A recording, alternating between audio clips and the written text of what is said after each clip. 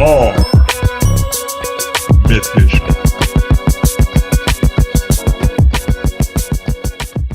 Welcome to MythVision Podcast. Your host, Derek Lambert, and our co-host is, again, in the Batcave editing his book.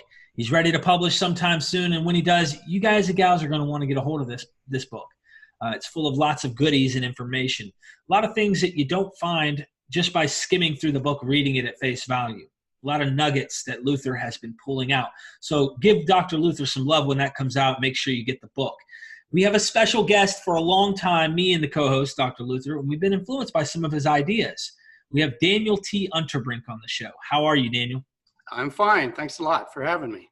I'm glad to have you here because, we wrestle between ideas of mythicism and historicism and all this stuff. Our show is full of people. We don't always agree with everybody, and sometimes we don't agree. But we love entertaining ideas, and that's what MythVision's all about. So you're an independent scholar who self-published 5 books on Christian origins in order to attract attention from the scholar community. After 7 years of relative obscurity, his ideas were taken seriously by Margaret Starbird. She kindly introduced him to Professor Barry Wilson, who has been working with him over the past year. His educational background and work experience in Medicare auditing gives him a unique advantage over most scholars. He does not believe anything without solid proof. That is why he rejects the modern scholarship approach of interpreting history through secondary sources such as the Gospels and the Book of Acts. These secondary sources must be interpreted using primary sources such as Josephus, Tacitus, Suetonius, Pliny, and the authentic letters of Paul. His method raises many questions that cannot be answered by the traditional interpretation championed by scholars. He has 2 degrees from Ohio State University, a BS in Business Administration, and a BS in Education. Daniel T. Unterbrink, thank you for joining me, brother. It's really good to be here, and I don't know if you just want me to take off or... Well, I guess we could start with who the heck is this guy named Jesus? Well, I guess it depends on, what books you've been reading, how you've been brought up. If you're brought up in a Christian household, you believe the Gospels. Some mythicists don't believe any of it. Myself, I believe that there was a person in history and people associated with them, but it might not be our picture that's given to us in the Gospels. And, that was why when I first started in on this project of Judas the Galilean, I was just looking at the birth narratives of Jesus in Luke and Matthew and seeing that there was a discrepancy between the two. And by doing that, I came across the Matthew version is set around 4 BC, the birth narrative. The Luke version is 680. So it's like one of those isn't quite right, or maybe both. So I was getting into Josephus and looking in those time periods, and I noticed a character named Judas the Galilean. In 4 BC, he had the Golden Eagle temple cleansing. So here's a guy that is cleansing the temple when Herod the Great is king of Israel. And then in 6 AD, if it's not the same guy as somebody that had exactly the same beliefs, he's leading a tax revolt against Rome. So you get the most important person in that era, and he's got so many similarities to Jesus that it just blows the mind. So, and it's similarities with John the Baptist and James the brother. Judas had sons that were crucified. So you just go through history, and you just start comparing the book of Acts to Josephus, and you're going, wow, things are, you can see that there's some truth in Acts, but everything's been turned around. So it was interesting going through and discovering all these things about Judas the Galilean, because to me, he was the most important person in first century Judea, and he's been almost totally lost to history. Well, what I find that blows your mind.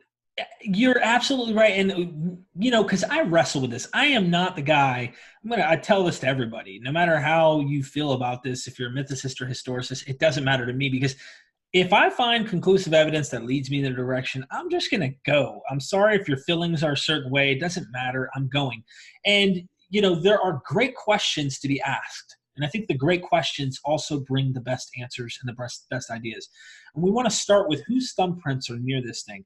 One of those questions I've heard asked is, and this is a big dispute within both camps that we're talking about here, is this man who's now deified. I mean, he's on a whole nother level. He had to be someone important. He had to be someone, he couldn't just be a nobody, even though some go, well, he could have been a nobody. What are the odds, though, that you're going to wrap this mythology around somebody who's not significant? And I would think this is something that you're talking about here. Maybe that's an important point, Derek, because if you look through Josephus, there is actually two passages that mention Jesus. The one is the passage that most people talk about, and that most scholars think that is not an original, because you can look at that and you go, well, wait a second. Josephus is calling this guy the Messiah, but at the same time, he's never mentioned him before. He never mentions him again. So it's almost like this is no historian would do that. At the same time, while he mentions Jesus's death, he mentions the life of Judas the Galilean as in 4 BC as the leader of a movement that cleanses the temple, tears down the golden eagle, which is a sign of fealty to Rome. So all of a sudden, he's not only attacking the king of Israel, Herod, but he's attacking Rome. Okay, so this took some guts. Okay, 10 years later, there's a Judas in the pages of Josephus that leads a tax revolt against Rome. And remember when Jesus is put to death, in the book of Luke, they said they charged him with not teaching people not to pay taxes to Rome, and they say, oh, that's a false charge and everything. There's some truth to that.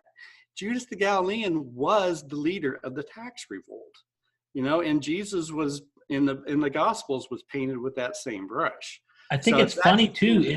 Doesn't Luke start out by saying, my account is the most accurate account? So if we go with the conservative account here, Luke's telling you the most accurate truth. Let's go with Luke. Yeah, in that point, yeah. So you've got this character that Josephus talks about, in the most glowing of terms in some points, but at the same time, his movement, Josephus is against, because Josephus is representing the wealthy. And Judas the Galilean was representing the poor people, the people that had been taken advantage of. And if you read the book of James, you read through that and you say, well, geez, James was really hard on the employers and everything, but he was lifting up the poor people. Jesus was the same way. And here is this Judas the Galilean who Josephus talks about, his entire movement, and he was the founder of what Josephus called the fourth philosophy. Now, the other philosophies were the Pharisees, the Sadducees, and the Essenes, and most people have heard of those. The fourth philosophy were the Zealots, the Sicarii, who were the fanatics that carried knives with them to circumcise people. If you were going to enter, if you were a Gentile entering the temple area, if you ran into one of these guys, you might have an operation on your head.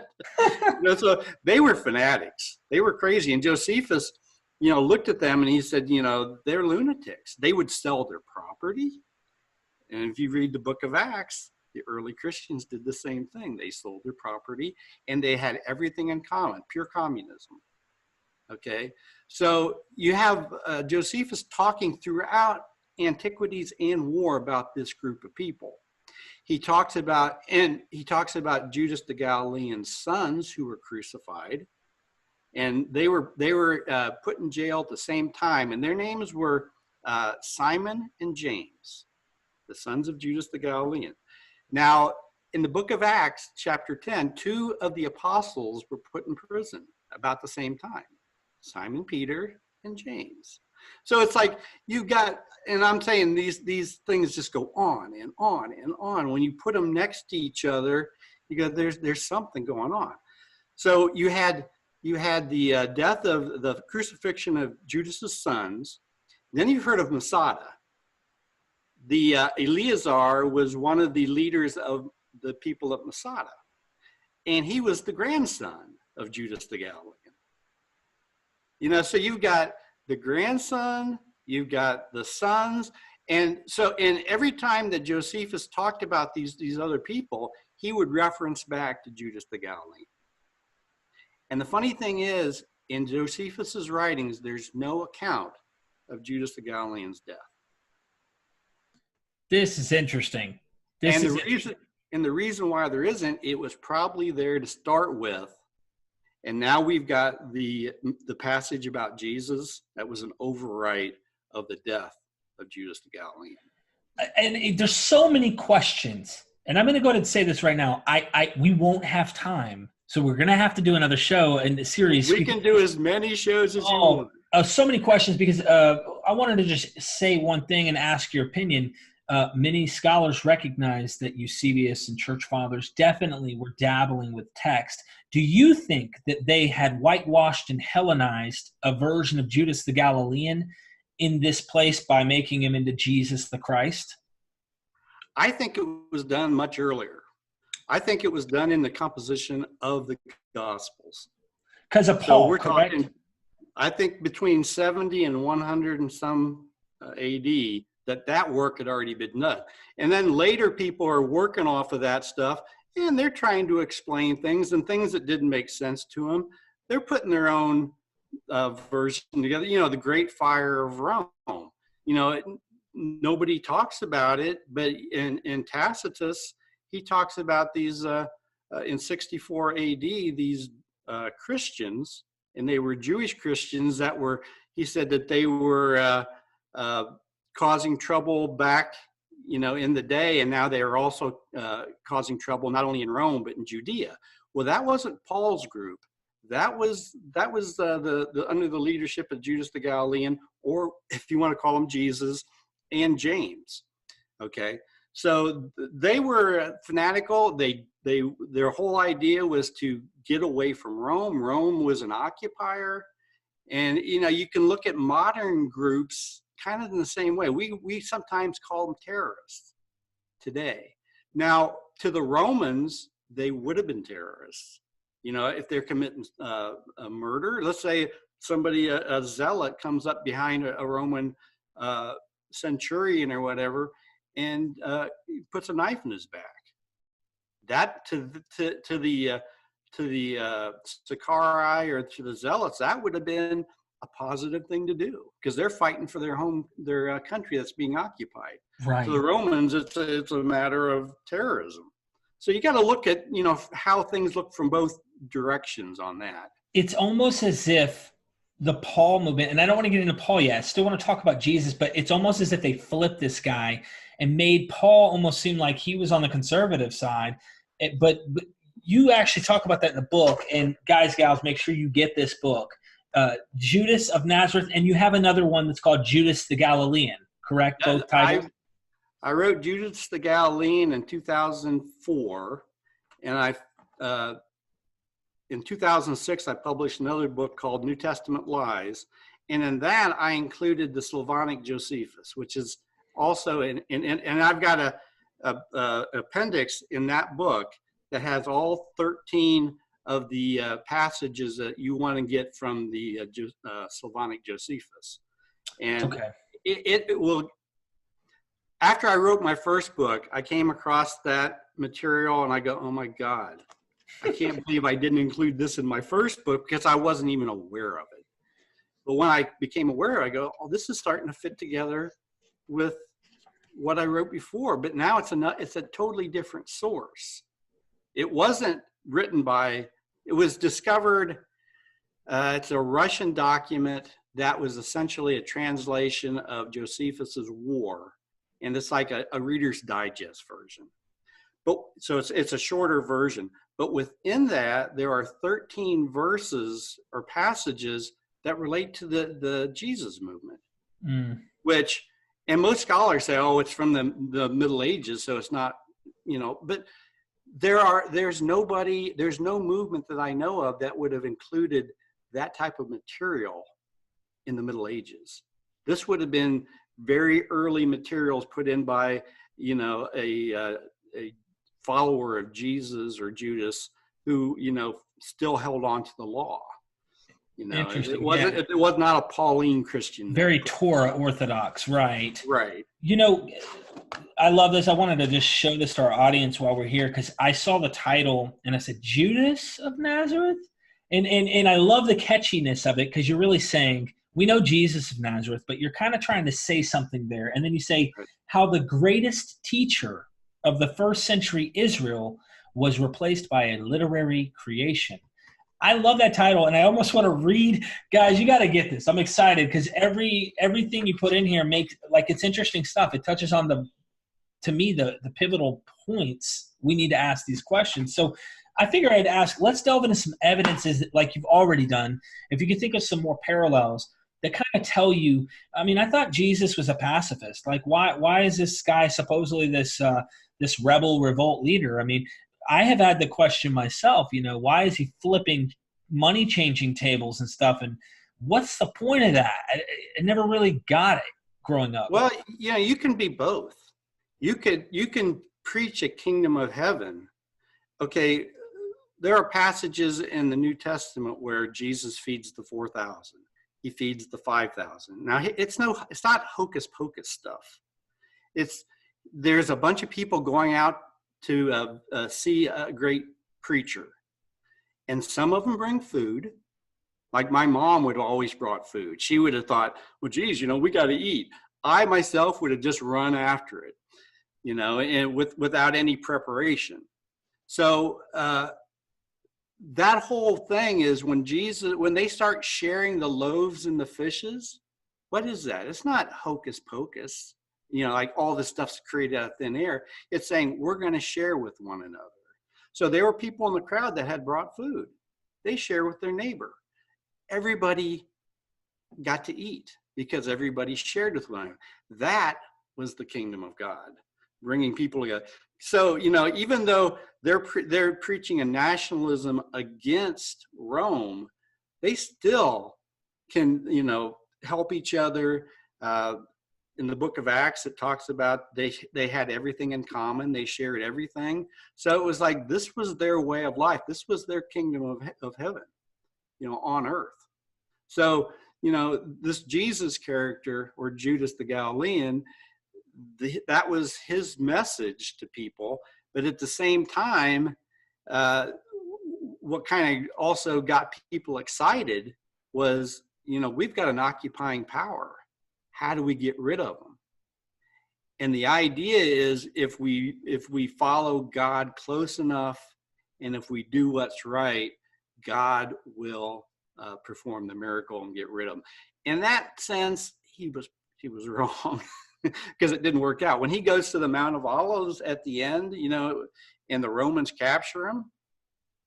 If you go into the Old Testament in Zechariah, there was when they went up to the Mount of Olives, all they had to do was start the fight, and God finished it. So in the book of Luke, they ask him, how many swords should we take? He goes, and they said, is 2 enough? He goes, yeah, 2's enough. All they had to do is start the war, and God was going to finish it. And God didn't finish it. These guys were true believers, right? So don't get the idea that they were just political people, just trying to overthrow. They were going to overthrow the Romans with the help of God. They were going to be instruments of God. So, I heard Dead Sea Scrolls even kind of emphasize that too. Right. in the war rule scrolls and stuff. Right. So yeah, so Jesus tells him, go and sell your cloak and buy a sword and stuff like that, and that sounds like something this kind of character that you're describing, Judas the Galilean, would do. Right. And that, I mean, these are elements. I'm currently listening to a book called Zealot, and I mean, it's not Is that like by Aslan? yeah, Yeah, okay. Reza, I think something. Yeah, and it's full of good tidbits of information. It's not a scholarly, approach, but it takes some of the characters in Acts, like the Egyptian and others who led revolts and failed miserably. Why is it even saying that? You really have to ask those questions. Like, scholars ask good questions. Dr. Price, I have on the show, love him to death. He asks these great questions like, if you ever stopped and thought, why is Acts even mentioning that they're comparing this Jesus character in Acts to the Egyptian who failed on his mission, or the other guy who went out and said he was going to split the river, can't even think, that John the Baptist was baptizing in? Theudas. Yeah. Why is he even compared to Jesus? It makes no sense unless you factor in some of the historical context that you're talking about. And that's the question. Was he really called Jesus? Or did they slap Joshua onto a Judas and gave the Old Testament sensibility over onto this Judas character? Maybe we could talk about more of that. Let's see side by side if you want. Or okay, now the idea of why is he not called Judas? There's a person in the New Testament that is the evil one, and that's Judas Iscariot. Iscariot is a garbling of Sicarius, which are the dagger men, the people that James was the head of, the circumcision group. Okay, these were the Sicarios. So Judas Iscariot turns out to be the person that betrays Jesus. Now, who betrays Paul? If you read the book of Galatians, it's James and the circumcision group. They betray Paul, and they all the Jews turn their backs upon him. So Judas the Galilean is totally written out of the story, replaced by this Jesus of Nazareth character, and then all the evil that Paul sees coming at him, he makes it into Judas Iscariot, the person that betrays the true messenger. Just as James and Peter betrayed Paul, because Paul believed he was the true messenger of God, not James, not the brother of Jesus, or not Peter, who was one of the main disciples. But Paul said, even though Paul had never met him, he'd never met Jesus. He was against the movement to start with. He was Herodian. So he had everything against the movement, but yet somehow in his mind, he's now the center of the movement. And you can read it. You can read his letters, and you start thinking this guy thought he was something else. So Daniel, before we get to Paul full-fledged, because I think that's where we're gonna go. There's more information about him. That's the thing. Oh, yeah. And, well, you cover a lot, too, in this book. I mean, they really need to see some of the stuff that you're not talking about yet. And, we don't have enough time to go through the whole book. I mean, just buy the book and read it. You'll find out, guys and gals. But Judas Iscariot, does this – and I know this is a rabbit. This is an offshoot of some of the stuff you're talking about here. But the Gospel of Barnabas has Judas being crucified in the stead of Jesus.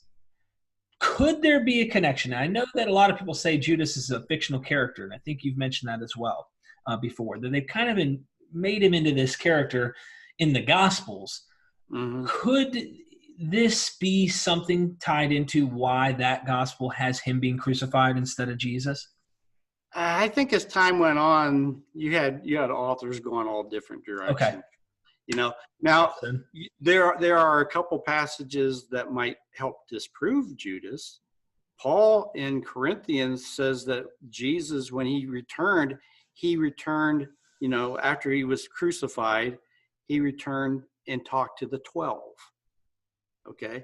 in the Gospels, he returns to the 11 because Judas Iscariot has committed suicide. Okay, the Gospel of Peter also has him, Jesus returning to talk to the 12.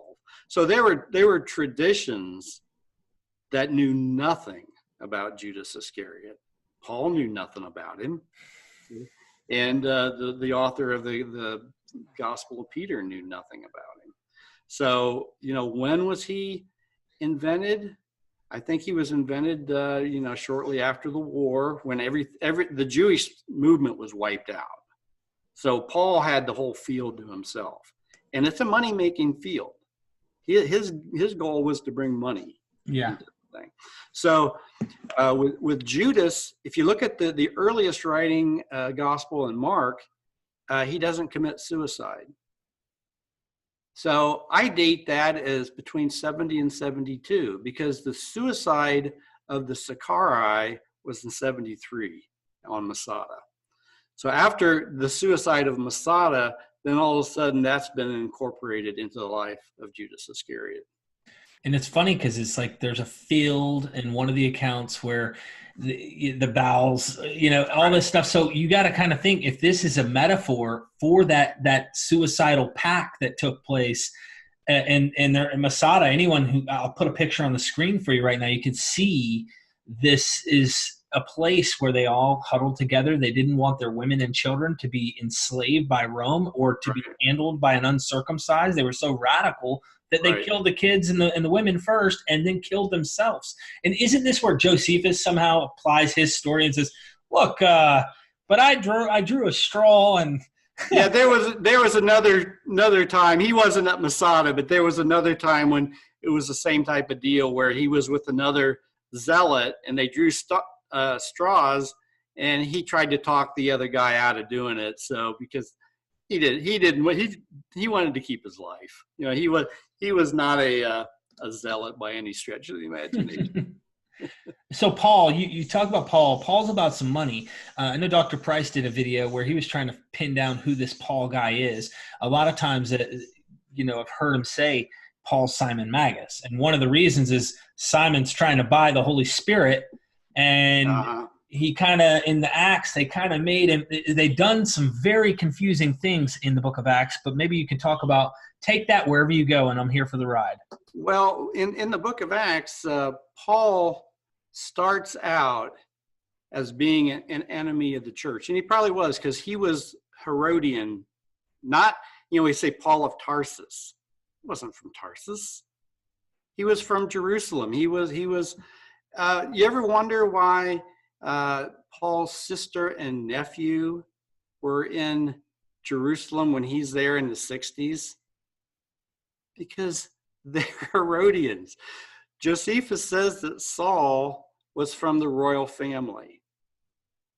So he had a connection with these with this group, the ruling class. Now, in the 20s or 30s, he probably converted in the 20s to the what we would call the Jesus movement. He becomes a fanatic for that, but his family, how would his family have looked at that? It'd be like a Kennedy becoming a Trump supporter. It was like, what are you doing? This is crazy. So, right. So it's the same type of deal. Even when you look at the Gospels, when Jesus' family were thinking that, Jesus is out of his mind, we have to go get him. That would have been Paul's family. Paul's family would have said, he's out of his mind because we had to go get him, because he's becoming one of these crazy zealot types, So Paul stays in the movement for quite a while, and he was probably a good foot soldier and everything. But at some point, I think he probably was so ambitious that he wanted more. And about the same time, his cousin, Agrippa, who was a great friend of Caligula and Claudius, the two Rome, because he was raised there. He was a player. He becomes king of Israel in 37. And this is about the same time you see Paul shifting away from the Jesus movement and creating his own, what I call the Christ movement, where he's trying to convince Gentiles to become part of his movement. Okay, and he's also having them send money to Jerusalem. So, and he essentially says, well, if we can't find anybody to take it, I'll take it there. So he was going to be collecting money from, the more people he converted, the more money that was going to come in to go to Jerusalem. Whether or not any of that money ever got to Jerusalem, I doubt it. Okay, but the whole idea was that, here's a guy that might have started out with pure motives. Somewhere along the line, he became jealous of Cousin Agrippa. And then I think he started working for Cousin Agrippa, because Agrippa also wanted to convert the Gentile nations over to Judaism. But how do they do it? They don't make them want to go do circumcision. No, you don't want to have the Gentiles doing that. You just say, we'll accept you the way you are. And that was Paul's message to his Gentile followers. Essentially is, we have a superior form of Judaism. You don't need to be circumcised anymore. You don't need to follow the law. You don't need to have eat certain foods or anything. Those are for the people that aren't mature in Christ. So he's trying to get the Gentile, and he's even calling the Gentiles now, the people of God. And the Jews are no longer the people of God. So he's totally flipped the script on everything. And eventually, he's thrown out of the movement, at Antioch. And that is at the same time, you can date that by, there's an episode in Josephus where you have Ananias, again, it's a name that's in the book of Acts, goes to talk to the king. I can't think of his name right off the top of my head, but he goes to talk to this king, and he was telling this guy, he was preaching Paul's message that, you don't need to be circumcised. It's King Isaides. This came to me. Okay, and it's in the 19th book of Josephus and of the Antiquities. At the same time, you then have a representative being sent from Galilee to combat what Ananias is teaching to King Isaides. So King Isaides eventually follows the representative from Galilee and becomes circumcised. This same exact argument takes place in the book of Galatians in the 2nd chapter, where the circumcision group sent by James from Galilee come and refute Paul's teachings. So, and that was dated at 44 AD, 44, 45. Now, if you do the math, that meant that, Paul puts out 17 years where he talks about, meeting with some of the disciples and everything, and going to a council and, developing his, the disciples or the apostles give him the authority, so to speak, to go to the Gentiles. So you have those 17 years, and then you might have had another 3-5 years where he's actually doing that. So you have 20 years probably that he's in the movement. Well, if he's thrown out of the movement in 45, that means he didn't start till 25. Well, according to the Gospels, Jesus didn't even start the ministry till 28 or 29. So you got to start looking at all these numbers and putting them together, and you go, this doesn't work. This had to be an earlier movement. And this is where Judas the Galilean comes in, because he was a little earlier than the Jesus of the Gospels. Where do we place his death at? Judas the Galilean? Wasn't it the 16th or something? It's not recorded. Oh, okay. Now, in the book of Acts, and I think it's chapter 5, verse 36, Judas the Galilean is mentioned. There's a character called Gamaliel, and it's dated around 35 AD, and he goes, Judas the Galilean was a one-hit wonder. And then he says, he was put to death. And then Theudas was put to death. And he mentions Theudas and then Judas the Galilean. Well, Theudas was 44, 46 AD. So you have a character from 35 talking about Theudas, who was from 46. So that's impossible. Mm-hmm. And then he says Judas the Galilean died after 46. In actuality, if you go to Josephus, it's the sons of Judas the Galilean that were put to death after Theudas. And that was like 47 AD. So, the whole thing is a butcher job from the author of Acts. It looks like chronology is totally jacked up in a lot of cases. I get it. And I know, everybody's trying to figure out, I call it pin the tail on the donkey. Who is this Jesus? And so what like Bart Ehrman, okay, Dr. Ehrman, he brings up his Jesus is the Jesus ben Ananias, the woe-saying type apocalyptic Jesus. Now, I'm not sure if he chronologically backdates that Jesus from the 60s or whatnot and says, well, this is the actual guy. But you're actually trying to go back closer to where the story's saying, hey, this happened in the 30s, but this guy was probably running around. We know that the narrative of the birth connects somewhat to him. His life has connections in many ways, and we can look at the sources you said in Josephus, and also the other version of Josephus has some element. Slavonic Josephus. And it's interesting, Judas the Galilean, it talks in, he came on the scene with the tax revolt in 6 AD. And it says he had a co-teacher who was called Sadduc. Sadduc means a righteous one. Who is the co-teacher with Jesus at the beginning? John the Baptist. Oh, yeah. And what did he teach? A baptism of righteousness. So it's the same character. And then when you go into the Slavonic Josephus, and this is what blew me away when I first saw it, it introduces John the Baptist in 6 AD. 6 AD, right before the introduction of Judas the Galilean. So you've got those two at 6 AD, okay? And it's like, what group in the medieval times would have done that, would have put John the Baptist in 6 AD? Nobody. Yeah. But yet somebody that actually knew the history at the time very well may have. They also put the birth of Jesus or the Messiah at around 25 BC, which again, if you go from 25 to 6 AD is when the tax revolt, that's 30 years. Jesus was supposed to be 30 years old when he came on the scene. And these are from the Slavonic Josephus. And it's just like...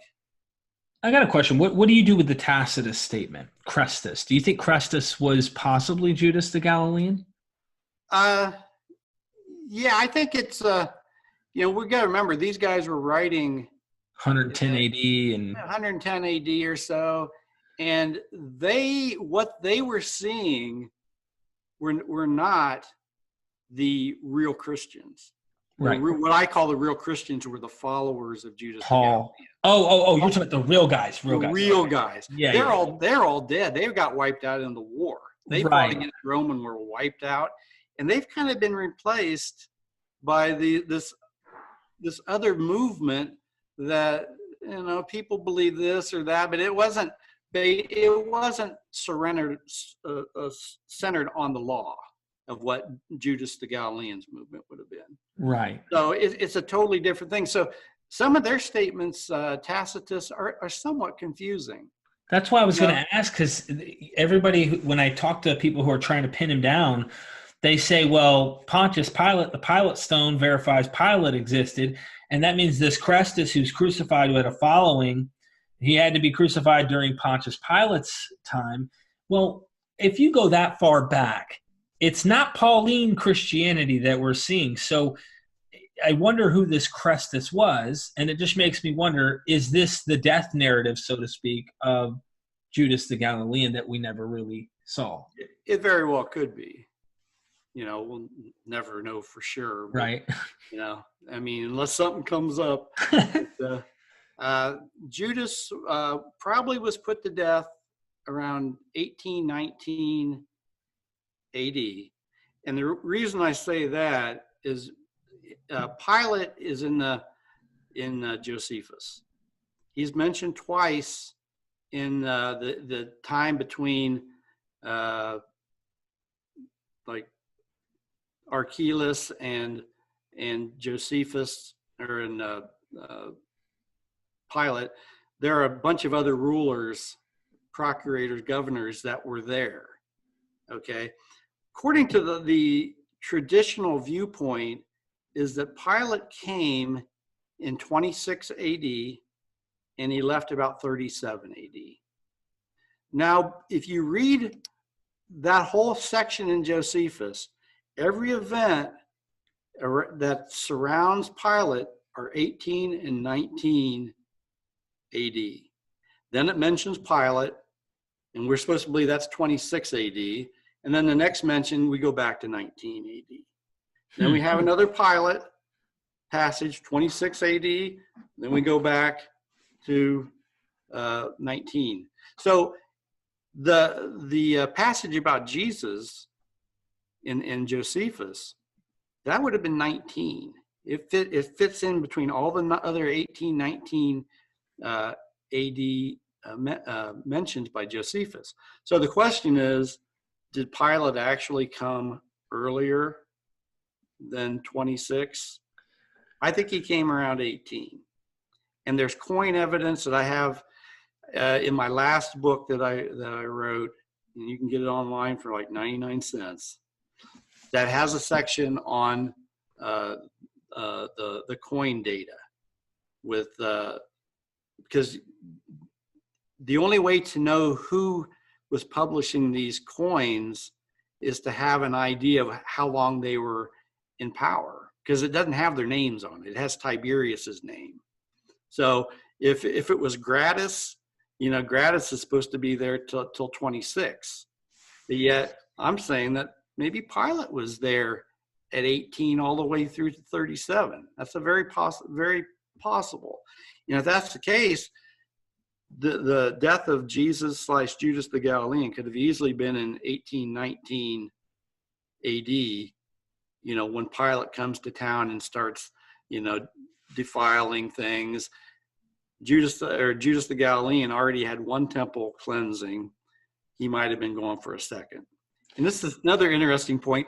In the Gospels, Jesus has two temple cleansings. One at the beginning of his career, which would have been the golden eagle with Judas the Galilean, and one at the end. So it's like, that's never been explained by anybody. Why, they say, it's just, don't worry about it. But yet there were two temple cleansings in the Gospels. Judas the Galilean was involved with the first one, and I think there's a good chance he could have been involved with the second one if he came when Pilate was there in 1819 AD. So and the data is all there. So, read the book. It's hard to explain, but I mean, if you really study and look at the passages in Josephus, you'll see that there's something going on. And these are the same times that the passage about Jesus has been altered. All they had to do is alter a date. Like Gratus was here instead of 3 years, he was there 11 years. It would have just taken a stroke of the pen, and they could have totally changed when Pilate was there. But yet the passage reads like he was there from 18 to 37. And I think the coin data might support it also. So it's an interesting thing, because when we look at the Gospels, that's mainly theology. I'm not going to say that there isn't some bone there, but it's mainly it's like a theological book. It's not purposely history. And, we're past the point of the fundamentalist approach. We're looking at this thing going, what's going on? And you said something in another podcast, because I've watched you for a while here, and you talk about Paul. And you say that, scholars recognize Paul comes early, the authentic Pauline literature. Of course, you have pseudo, Paul, but the original 7. Paul comes prior to the Gospels, and the Gospels then become a literary creation after the Pauline literature. And a lot of times you say that when we're reading about Jesus, we're actually reading about Paul. Paul's actually putting his own story, or followers of Paul. I think, if I'm not mistaken. Or that can be true, but we also interpret the Gospels through the eyes of Paul. So if something doesn't jibe with what we know of Paul's teachings, we assume that Jesus taught the same thing. So that we're brought up to do that. And many scholars do the same thing. So they try to make things fit when they really don't fit. They were two separate movements. You had Paul's Gentile movement, and you had the movement of Judas the Galilean. That was totally different. I don't know how you can't see that in Galatians chapter 2. It's so obvious. It's like, one way, how did Paul last as long as he did, preaching something? He called it a new gospel, totally new. In Galatians, he says, my gospel's new. It's a revelation. How did he get away with doing that for as long as he did? There's a passage in 1 Corinthians, I think it's the 9th chapter, where he says, to the Jews, I act like a Jew. To the Gentiles, I act like a Gentile. If the Jews are coming, he's talking their language. But once they leave, he's preaching what he wants to preach. So for a while, it worked until eventually, Paul always in his letters, he would go, I'm not lying. Well, who was telling people that he was lying? The real Christians, the Jewish Christians. They're saying, this guy's a liar. Paul would always say, oh, I'm not lying. I'm not. So you got to really start looking at these things, and saying there's something going on here. He's not being accepted by the actual people. And then he goes in Corinthians, I think it's 2 Corinthians, and he talks about the super apostles, how evil they are. Who are the super apostles? James, Peter. These are the people that we look at as being the actual followers of Jesus, and they're made into the boogeyman by this Paul character. So one thing about Paul, though, I think that people need to realize there's a Saul character in the book of Josephus. Okay, after the stoning of James, Josephus mentions Saul, who was a Herodian of the royal family, and his brother. They start creating mischief and stuff and trying to get money from people. Go to the stoning of Stephen. The same thing's happening. Saul is persecuting the church after the stoning of Stephen. In the Gospel in Acts, it's in 35 AD. In Josephus, it's 62 AD. So they've put something that the 62 AD is after Paul was thrown out of the movement. Now he's persecuting the people in the movement. People would not believe that, but that's true. And then when the same Saul went to visit Caesar, so did Paul in the book of Acts. He escaped the Jews in Jerusalem, so did Paul in Acts. He talks to the Herodians, so did Paul in Acts. These same things that are in the story of Acts, this character that Josephus writes about did in the 60s. So Paul or Saul was around in 67 AD at least, because he went to talk to Caesar. Who Caesar was at that time was Nero. Nero was not a friend to Israel. He had just murdered his unborn child by kicking his pregnant wife. So this was a character that, Saul's meeting with this guy. Can you imagine John the Baptist meeting with, or Jesus, Judas the Galilean? They wouldn't have met with this guy. So, you've got this Saul character, that was not what you would call a good character. And then in the book of Acts, you have the saving family members, his sister or his nephew comes to his rescue. Well, the Saul of Josephus, his nephew, is a temple treasurer. So now you know why. Now you know why the guy had information. Follow the money. Follow the money and follow the connections. You know, it makes no sense in the traditional version that the nephew of Paul, who was supposed to be from Tarsus, had any influence or could have found anything out. But if you look at the Saul from Josephus, you had the temple treasurer. He would have known everything. He could have opened doors, got him out of there, you know. And they're trying to save him from the Jewish Christians who were fanatical about killing him because he was such a nasty person to them. So it's a total reversal of what people believe, but yet it's in the book of Josephus, which is a primary source. This is interesting how you're saying Paul is this Saul character. I mean, they do flip the name on him. He's Saul in the book of Acts too. Right. So you have this Saul-Paul connection. Do you think that the narrative of the shipwreck is just a Josephus add-in by the Acts character or the Acts? I do. I think Josephus, he reports that he himself was shipwrecked.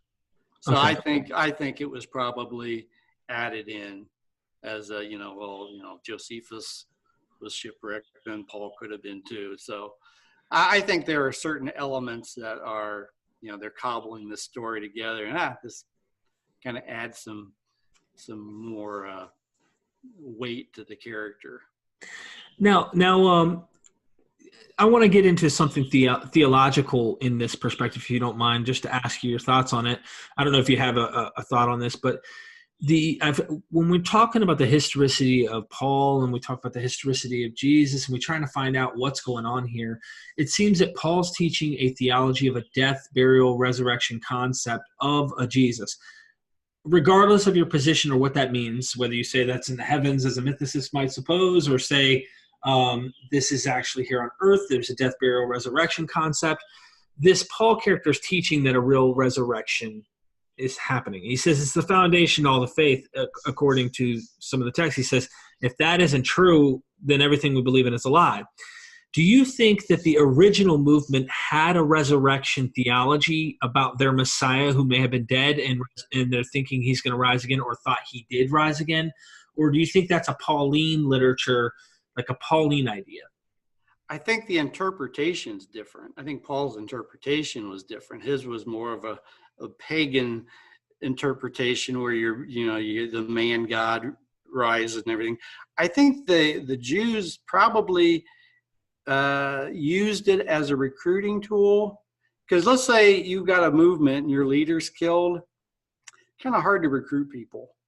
But if he's resurrected, it's maybe a little easier to recruit. So I think they probably used it as a way to keep the movement going. And then after he dies, who takes over? Well, most people would say Peter. Some people would say James. I think the person that took over was John the Baptist, because John the Baptist was still alive. He didn't die till like 36. So the Judas character died around 18. So they're preaching he was resurrected and he's going to come back and everything. But it wasn't as God, because they didn't believe he was God. They believed he was the Messiah, the anointed one. That would be the king. So the concept's totally different. Paul, he's preaching to people that don't know anything about Jewish history. They're thinking more along their pagan upbringing and the gods and all that. So he's making this Jesus character being resurrected as a god. And then when you finally get to the book of John, the word becomes flesh and dwelt for a while amongst us. So it's like now he was there at the beginning of creation. It's like the Jews would have been howling at such a thought. They were monotheistic. They didn't want a person to be God. But I think they did believe in you could be resurrected, and I think they believed that that was a way that they could keep their movement going, so that eventually they could defeat Rome and, have the kingdom of God, fulfilled. Right. You have said, Paul is a Herodian. Okay, he's Saul the Herodian, not Saul of Tarsus. He's Saul the Herodian, and I think, if I'm not mistaken, Romans chapter 16 gives us a hint. He's writing to his kinsmen, the Herodians. I think it mentions there are a number of passages, and I think I have that in the book, where he's talking about different Herodians that are part of their movement. So, it's pretty strong evidence, I think. It's very temple focused. A lot of this is very.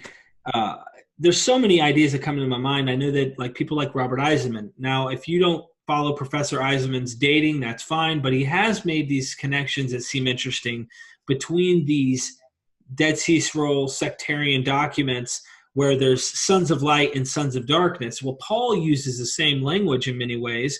So I wonder if that Dead Sea Scroll literature is really part of this early movement, this Judas the Galilean movement, and they're still going off of this very,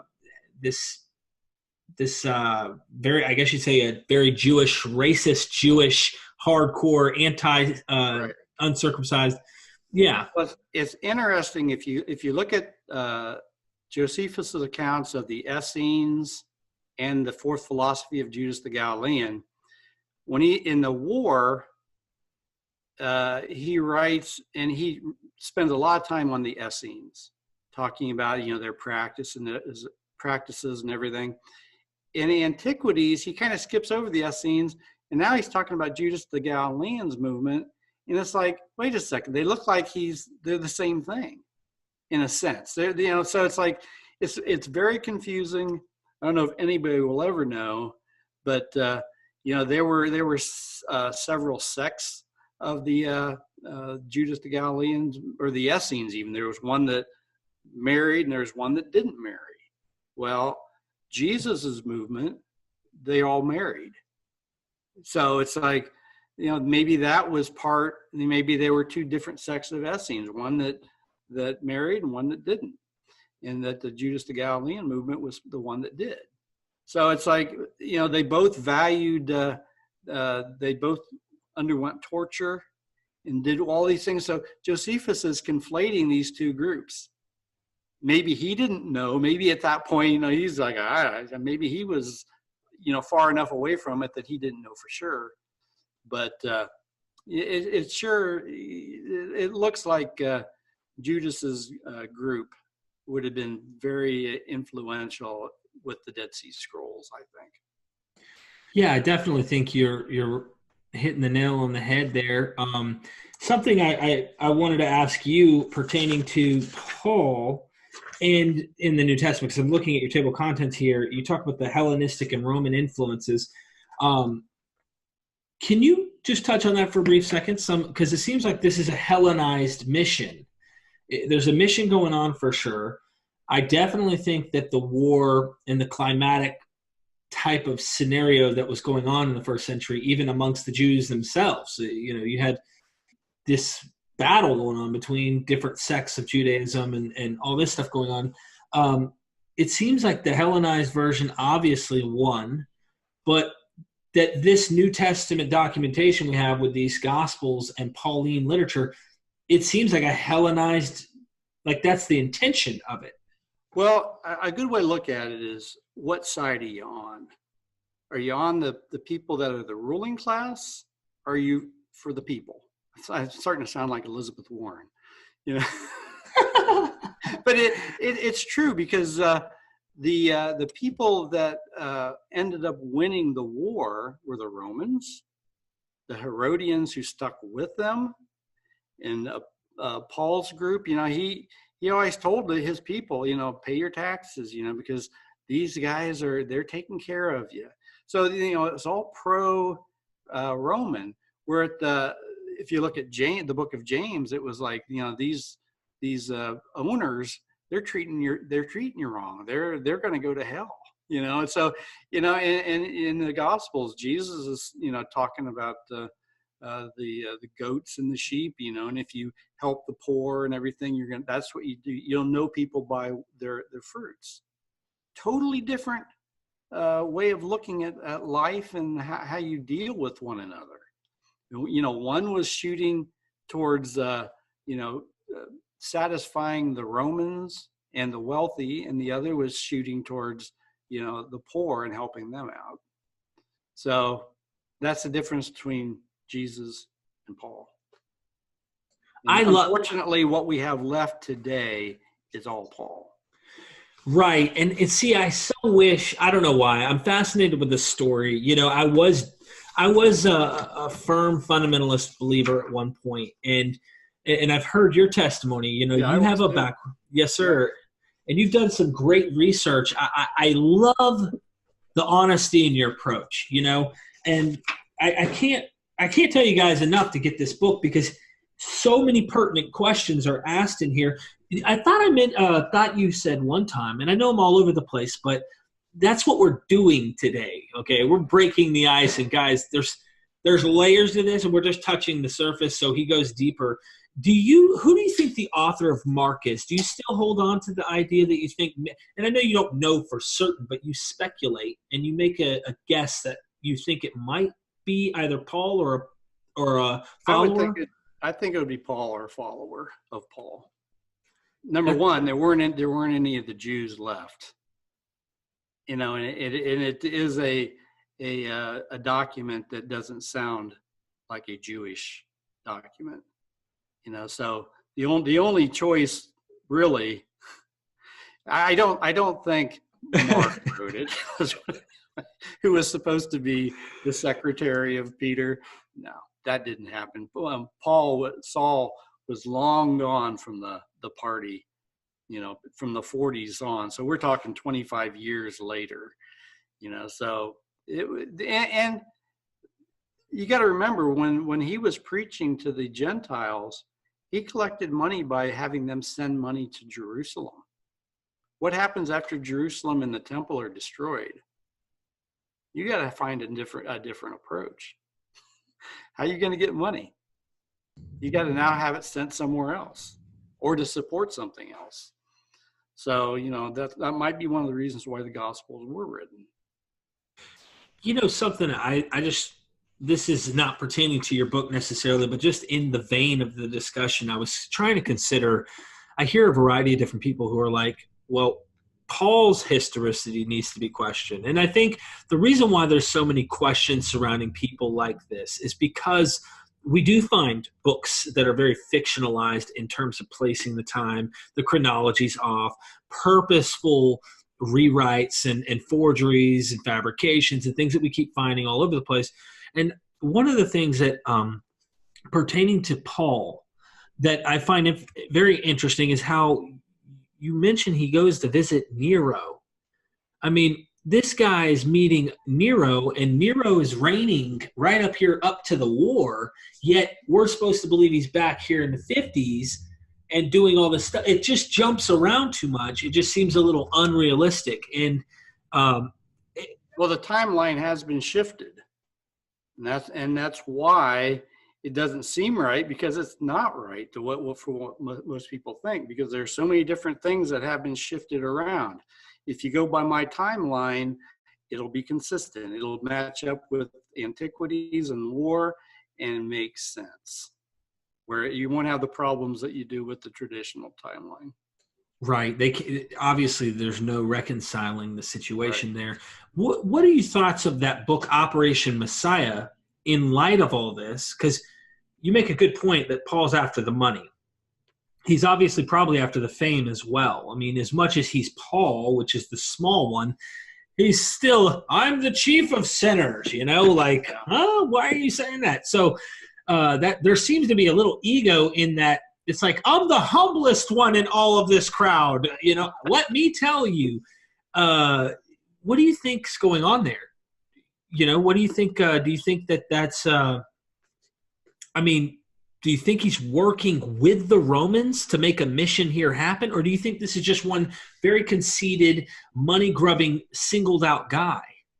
I think originally he might have been working with Agrippa, his cousin, Agrippa, the King Agrippa.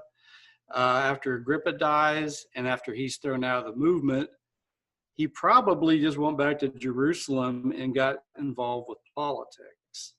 Because you see him being a player on the field after James is murdered, stoned. You know, you talk about all the high priests and everything, but then the Saul character is now being an envoy to meet with Agrippa II. He's going to meet Caesar. So it's interesting that money's there and power is there. It's no longer now in the 60s associated with his Christ movement, because he's been totally discredited. After the war, he can do whatever he wants. He's still around. You know, they say he and Peter both died in Rome in 64 AD.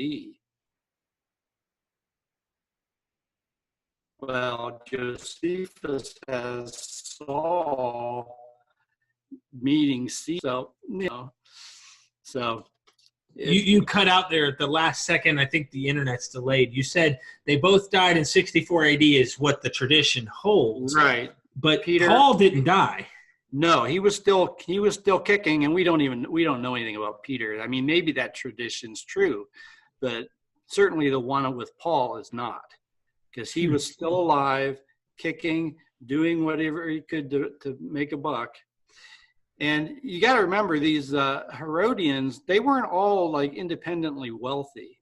They had, like, even Agrippa, he had to make friends with Caligula and Claudius and borrow money. And he was a real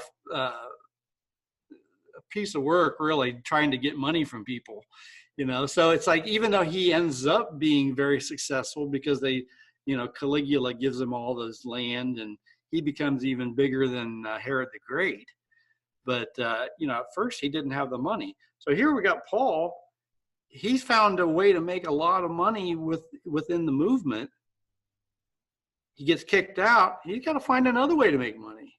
So, and I'm sure he probably was scamming people all over the place.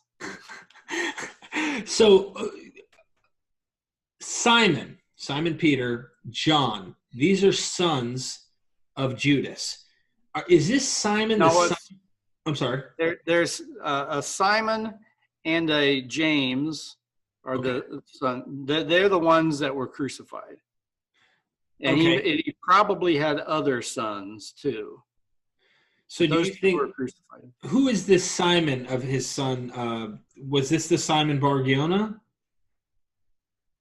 Yeah. Or a different Simon? There were lots of Simons. There's so many different Simons. There's Simon. Isn't there Simon the Zealot? Right. Okay. Explain that one too. Right. Okay, and then you have the sons of thunder. You have who would those have been? I think the sons of thunder were the two that were just the Galilean. Because that fits the whole story. The sons of thunder stays in a boat and lets his sons leave and doesn't do anything. Does that sound like thunder? Unless it was a joke. The sons of the old thunder over here. But if they're the sons of Judas the Galilean, then they're the sons of thunder. This is a fascinating discussion, and I really enjoy what you do here. There's so many avenues we can rabbit trail into, but I think I want to leave this where we're at. Do you have anything you'd like to add to this, just for a starting interview? Well, okay, I'm happy to come back anytime that you want me to come back. But I would like, if people do get the book and start reading it, ask questions. Give the questions to you. And then when we have interviews, so we have people that are actually looking through the book and getting, good questions and getting a little deeper into stuff. Because I had interviews before where the person interviewing me confuses Judas the Galilean with Judas Iscariot. You go, well, geez, the interview's shot already, because it's, you got to have a little knowledge. So I would just hope that your listeners would get the book, read it, study it, write down questions, and then I'll be happy to come back and answer, or at least try to answer the questions. There are some things I'm totally stumped on that I'm thinking I don't know about this, but I've tried to follow as many of the characters as far as I could. Yeah, you delve in. You've got a lot of notes in here. There's a lot of Brandon. You've got Eisenman. You've got there's a lot of different people that you're pulling from in the bibliography and in your notes. It's definitely worthy of checking out. And then you have the Slavonic Josephus. There's 347 pages of written material in this subject just on this one book, and you've written many books. So, ladies and gentlemen, go down into the description of this book. Be sure to get it. If you don't want a hard copy, get the ebook. It's really, really interesting. I mean, I have not read the whole thing yet myself, and I need to go through this because it's a fascinating question. And I really appreciate you joining me here on this show. How can they get a hold of you? Or if they can't get a hold of you, at least what can they do? Do you have any platform, websites, anything? I guess I could, if anybody wants to, they could reach me through email. And you have my email. So you could, if they could get a hold of you, you could give them my email, and that'd be fine. And I could individually answer questions, or that'd be fine. Okay, awesome. Well, look, do you have a website? There's a website that's Judas the Galilean. I think it's been so long since I've worked on it. I told you I'm not a computer geek. I need to do that. I need to get a good website up. But buy the book. There's another book that's 99 cents, an ebook that has a lot of the same material, but it has new stuff in it, and it's a little longer book. But so it's got a lot of good stuff in it that this book doesn't have in it. So if you got the two of those together, you'd have everything you need. That's all we need. Well, thank you so much, Daniel. I appreciate you joining me, and I wanted to go ahead and just, get this first interview out the way and have you guys bring your questions to MythVision. If you have any ideas or thoughts you'd like to throw out there, please do. You know me and Luther, we're here. And go down in the description. There's all the goodies to be able to help us and to be able to get this book. Thanks a lot for joining me, brother. Thank you. Yes, sir. You have a good day.